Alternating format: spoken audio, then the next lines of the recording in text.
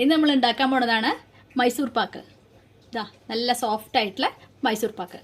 എല്ലാവരും ഒന്ന് ഉണ്ടാക്കി നോക്കണം കേട്ടോ. നല്ല ടേസ്റ്റാണ് കഴിക്കാൻ, നല്ല എളുപ്പമാണ് ഉണ്ടാക്കാൻ. ഇത് എൻ്റെ ഒരു ഫ്രണ്ടിൻ്റെ ഡിമാൻഡ് അനുസരിച്ച് ചെയ്തതാണ്. അപ്പോൾ എല്ലാവരും ഉണ്ടാക്കി നോക്കുക. എല്ലാവർക്കും ഇഷ്ടപ്പെടുകയാണെങ്കിൽ എൻ്റെ ചാനൽ ലൈക്ക് ചെയ്യാനും സബ്സ്ക്രൈബ് ചെയ്യാനും അതുപോലെ ഷെയർ ചെയ്യാനും ഒന്നും മറന്നു പോരുത്. അപ്പോൾ നമുക്ക് പോയിട്ട് മൈസൂർ പാക്ക് എങ്ങനെ ഉണ്ടാക്കാൻ നോക്കാം. മൈസൂർ പാക്ക് ഉണ്ടാക്കാൻ വേണ്ടിയിട്ടുള്ള ഇൻഗ്രീഡിയൻസ് എന്തൊക്കെയാണെന്ന് നോക്കാം. ഇൻഗ്രീഡിയൻസ് പറയുന്നതിന് മുമ്പ് ഒരു കാര്യം പറയണത്, നമ്മൾ ആദ്യം തന്നെ ഒരു ട്രേയോ പ്ലേറ്റോ എന്തെങ്കിലും എടുത്തിട്ട് ആദ്യം തന്നെ നല്ലോണം മെഴുക്ക് പുരട്ടി എണ്ണ പുരട്ടി വെക്കണം. അത് ആദ്യമേ ചെയ്യണം, നല്ലോണം ഗ്രീസ് ചെയ്ത് വെക്കണം കേട്ടോ. അത് പിന്നെ എല്ലാം ആയിക്കഴിഞ്ഞിട്ട് നമ്മൾ മൈസൂർ പാക്ക് നമ്മൾ പകർത്തുമ്പോൾ പെട്ടെന്ന് ചെയ്യണമല്ലോ അതും. അത് കാരണം നേരത്തെ തന്നെ എണ്ണ പുരട്ടി വെക്കുക. ഒരു കപ്പ് കടലമാവിനാണ് നമ്മൾ മൈസൂർ പാക്ക് ഉണ്ടാക്കാൻ പോണത്. ഒരു കപ്പ് പഞ്ചസാര, പിന്നെ 3/4 കപ്പ് വെള്ളം. പഞ്ചസാര ഉരുക്കാൻ വേണ്ടിയിട്ടുള്ളതാണ്. പിന്നെ 1 കപ്പ് നെയ്യും, ഞാനൊരു 1/2 കപ്പ് റീഫൈൻഡ് ഓയിലാണ് എടുത്തത്. കുട്ടികളാണ് അധികം കഴിക്കണമെങ്കിൽ മുഴുവൻ നമുക്ക് നെയ്യിലുണ്ടാക്കാം. നെയ്യിലാണ് സ്വാദും.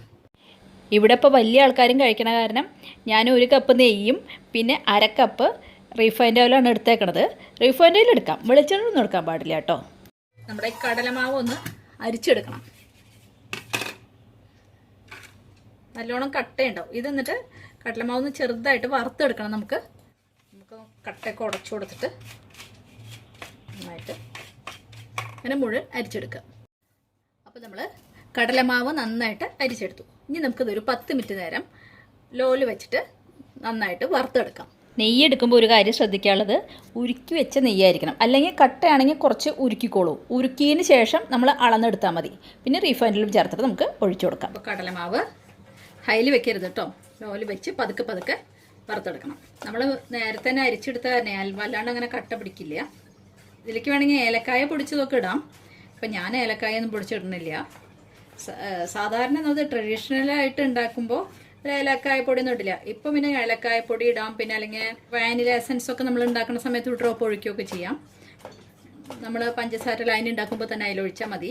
കഷ്ടി 8-9 മിനിറ്റോളം വേണ്ടി വരും ഇതൊന്ന് ചൂടായി കിട്ടാൻ. അപ്പോൾ എൻ്റെ ടെക്സ്ചറൊക്കെ മാറാൻ തുടങ്ങിയിട്ടുണ്ട്. ഇതാ കടലമാവിൻ്റെ നല്ല മണം വരാൻ തുടങ്ങിയിട്ടുണ്ട് കേട്ടോ. നമുക്ക് ഇനി ഇത് വാങ്ങിയെടുക്കാം. കടലമാവ് വാങ്ങിയെടുക്കട്ടെ. നമുക്ക് ഈ പാനിൽ തന്നെ ഉണ്ടാക്കാം.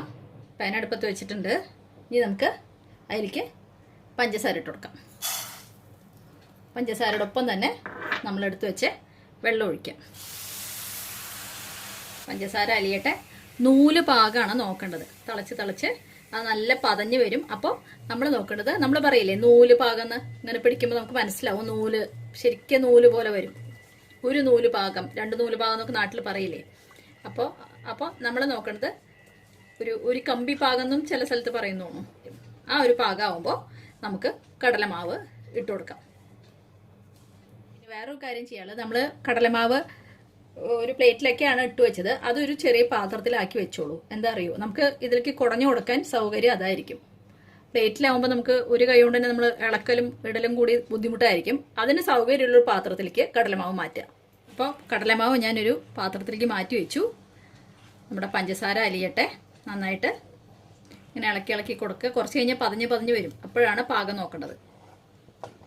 ഞാനിപ്പോൾ ഈ എണ്ണയും നെയ്യും കൂടിയിട്ടേ ഒരുമിച്ചൊരു പാത്രത്തിൽ ഒഴിച്ചു വെക്കട്ടെ. അല്ലെങ്കിൽ എന്താ അറിയോ, നമുക്ക് ഒഴിച്ചു കൊടുക്കാൻ വലിയ ബുദ്ധിമുട്ടായിരിക്കും. നമ്മൾ ഒരു കൈ കൊണ്ട് തന്നെയല്ലേ എല്ലാം ചെയ്യണം. അപ്പോൾ അത് കാരണം ബുദ്ധിമുട്ടായിരിക്കും. അത് കാരണം എണ്ണയും നെയ്യും ഒരു പാത്രത്തിലാക്കി വെക്കുകയാണ് നല്ലത്. പഞ്ചസാര നല്ലോണം പതയാൻ തുടങ്ങി കേട്ടോ. ഇനിയിപ്പോൾ നമുക്ക് അതിൻ്റെ പാകം കുറേശ്ശെ നോക്കാൻ തുടങ്ങണം.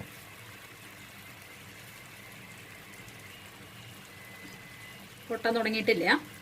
ഒന്നും കൂടി ഒന്നാവണം. ഇങ്ങനെ പതഞ്ഞ് വരും. അപ്പോഴാണ് ചെയ്യുക. കടലമാവ് ഇടാൻ തുടങ്ങി കഴിഞ്ഞാൽ തീ കുറച്ച് താത്തി വെച്ചോളൂ. കുറേശ്ശെ ആവാൻ തുടങ്ങിയിട്ടുണ്ട്. ഇടയ്ക്ക് നമ്മൾ ചെക്ക് ചെയ്യണം. അങ്ങനെ നൂല് വരും.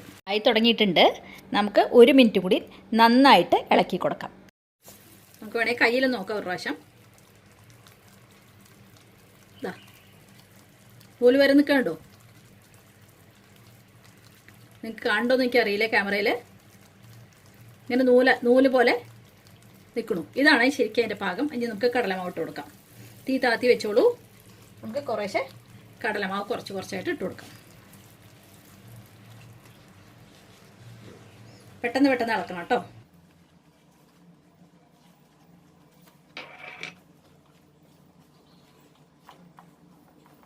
അറ്റത്തു നിന്നൊക്കെ എടുക്കണം നന്നായിട്ട്.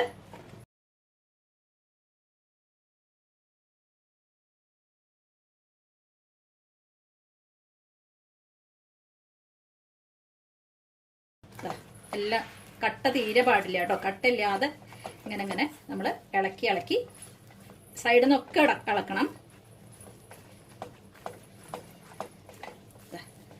ഇനി നമുക്ക് കുറേശ്ശെ നമ്മുടെ നെയ്യ് ഒഴിച്ചു കൊടുക്കാം.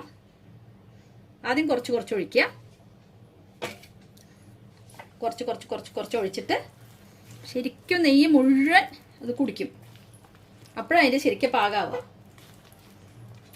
ഒരുമിച്ച് ഒഴിക്കരുത് കേട്ടോ. നെയ്യ് കുറച്ച് കുറച്ച് കുറച്ചായിട്ട് ഒഴിച്ചു കൊടുക്കണം. കുറച്ച് കഴിഞ്ഞാൽ തീരെ നെയ്യ് കാണില്ല. അപ്പോൾ വീണ്ടും ഒഴിക്കുക.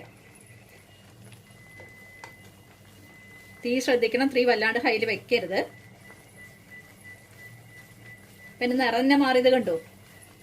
നെയ്യ് കാണാതായി തുടങ്ങിയില്ലേ? ഇനി നമുക്ക് ആദ്യം നെയ്യ് ഒഴിക്കണം. കണ്ടോ? നമ്മൾ നെയ്യ് ഒഴിച്ച് കാണാമല്ലോ. അപ്പോൾ നമുക്ക് ആദ്യം കുറച്ചും കൂടി നെയ്യ് ഒഴിച്ചു കൊടുക്കാം.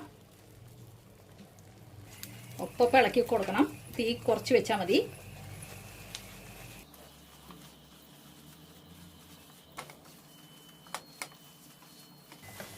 ബാക്കിയുള്ള നെയ്യ് ഒഴിക്കാം.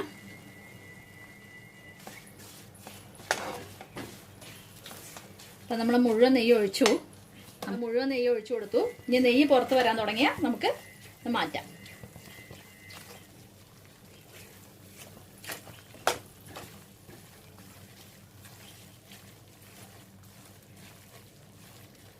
നെയ്യ് ഇങ്ങനെ പുറത്ത് വരുന്നതാണ് അതിൻ്റെ പാകം. നമുക്ക് ട്രേയിലേക്ക് മാറ്റാം. നമുക്ക് ട്രേയിലേക്ക് ഒഴിച്ചു കൊടുക്കാം.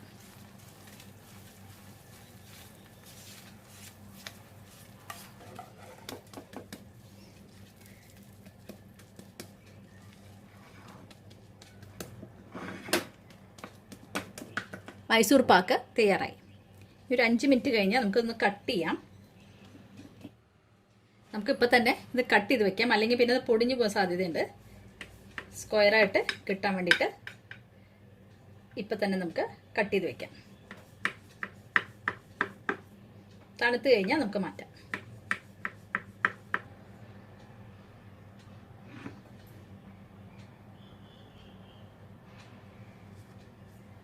കട്ട് ചെയ്ത് വെച്ചു. ഇനി നമുക്ക് ഒന്നുകൂടി തണുക്കട്ടെ, എന്നിട്ട് മാറ്റാം. നമ്മുടെ മൈസൂർ പാക്ക് തയ്യാറായി. ഇപ്പോൾ നല്ലോണം തണുക്കുകയും ചെയ്തു. ഇനി നമുക്ക് എടുക്കാം. നമുക്ക് തയ്യാറായി. ഇത്രയേ ഉള്ളൂ പണി. എല്ലാവരും ഉണ്ടാക്കി നോക്കണം കേട്ടോ. എല്ലാവർക്കും ഇഷ്ടപ്പെടുകയാണെങ്കിൽ എൻ്റെ ചാനൽ സബ്സ്ക്രൈബ് ചെയ്യാനും ലൈക്ക് ചെയ്യാനും അതുപോലെ ഷെയർ ചെയ്യാനും ഒന്നും മറന്നു പോകരുത്. അപ്പോൾ ഒരു പുതിയ ഡിഷായിട്ട് നമുക്ക് അടുത്ത ദിവസം തന്നെ കാണാം കേട്ടോ. താങ്ക്